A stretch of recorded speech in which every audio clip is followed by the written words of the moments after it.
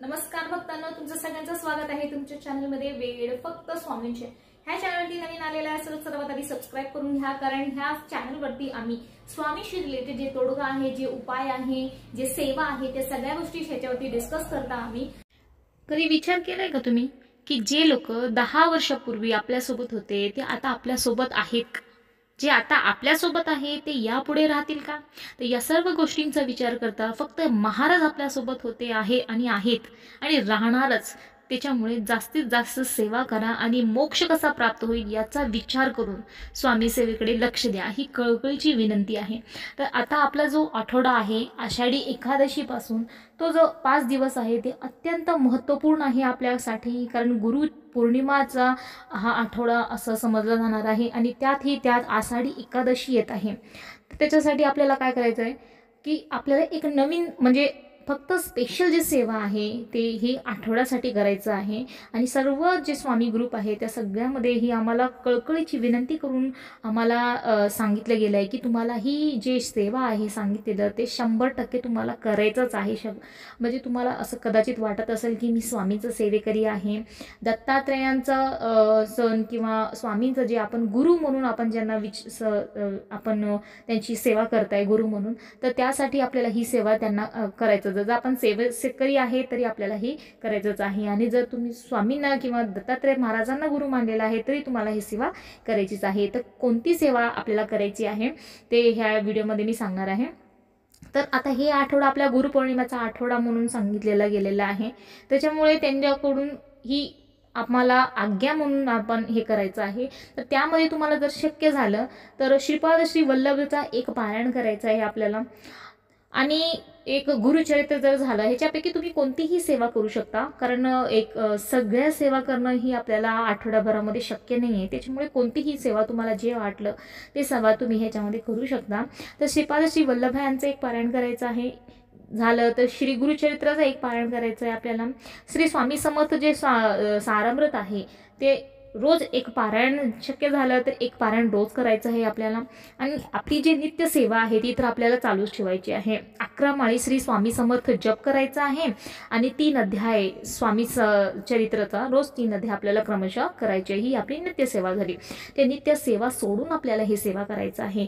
आणि जर ह्यामध्ये जर श्रीपादशी वल्लभाचं पारायण नाही करू शकत, तुम्ही गुरुचरित्र पारायण नाही करू शकत, तुम्ही जर रोज स्वामी समर्थ सारामृतचा रोज पारायण नाही करू शकत, मग त्यावेळेस तुम्ही काय करायचं आहे की नित्य सेवा आपल्याला करायचीच आहे कंटिन्यू। ते कशाही कोणत्याही परिस्थितीमध्ये त्याला खंडित करू नये, 5 दिवस वगळता आपल्याला हमेशा करायचंच आहे।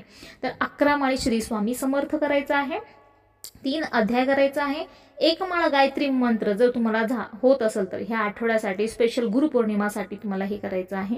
तर नित्य सेवा करायची, त्यानंतर 1 माळ गायत्री मंत्र ओम तत्सवितुर्वरेण्यं भर्गो देवस्य धीमहि धियो यो नः प्रचोदयात् हे करायचं आहे। महामृत्युंजय मंत्राची 1 माळ ओम त्र्यंबकं यजामहे सुगंधिं पुष्टिवर्धनम् उर्वारुकमेव बंधनात् मृत्योर्मुक्षीयमामृताम् हे रोज आपल्याला महामृत्युंजय मंत्र 1 माळ करायचा आहे। 1 माळ नवार्ण मंत्र ओम ऐं ह्रीं अंधारात मी प्रकाशाचा किरण होऊन येणार, प्रलयावरही मात करी जो गुरुचरणांशी पाहे। येऊ नकोस, मी तुझ्या पाठीशी। एक संधी येते की वेळ आली की या सेवेचं फळ तुझ्या पदरात नक्की पडणार। येऊ नकोस, आम्ही आहोत। तुमची किती आतुरता आहे हे ह्यावरून दिसून येणार आहे। तर स्वामींच्या महत्त्वाच्या दिवशी त्यांना काहीतरी तुम्ही भेट स्वरूपात तुमची काय देणार आहे, तर तुम्ही केलेली सेवा देणार आहे त्यांना दुसरं काही लागत नाही हो। तुम्ही मनापासून सेवा करा, ते त्यांच्यासाठी अतिशय खूप झालेलं आहे। तर आषाढी एकादशी ते गुरुपौर्णिमा हे जे 5 दिवस आहे ते अत्यंत महत्त्वाचे आहे, त्याच्यामुळे सेवा करण्यासाठी ही खूप चांगली संधी आहे तुमच्याकडे। तर ह्या संधीचा तुम्ही नक्की फायदा घ्या आणि जेवढी झाली तेवढी सेवा नक्की रुजू करा।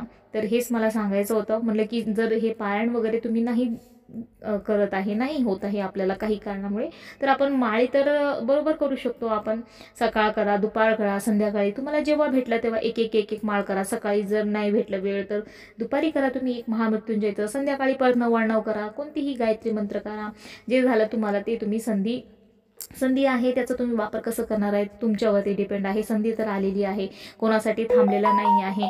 समजा एखादा 100 रुपयाची नोट खाली पडलेली आहे, तर तुम्ही नाही उचलणार तर दुसरं तरी कोणी उचलूनच घेणार आहे का? ती नोट तशीच पडलेली राहील का रोडवरती किंवा रस्त्यावर? कोणी ना कोणी तर त्याचा फायदा घेऊनच घेईल ना. त्याच्यामुळे ते तुमच्यावर डिपेंड आहे, तुम्हाला संधीचा फायदा घ्यायचा आहे का नाही. कारण दुसरे लोक तर घेणारच आहे, तर ते तुम्ही जर घेणार असाल तर त्याबद्दल म्हणजे तुमचं चांगलं होणार आहे, तुमचे विचारही होणार, तुमचं प्रारब्ध कमी होणार आहे.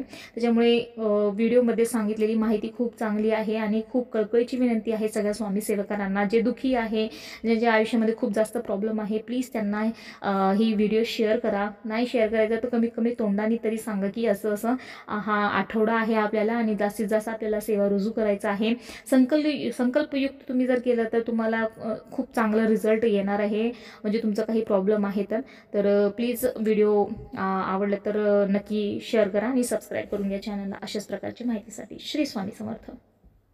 तर नक्की करा ह्या सेवा आणि अशाच प्रकारची माहिती जाणून घेण्यासाठी ह्या चॅनलला सर्वात आधी सबस्क्राईब करून घ्या. श्री स्वामी.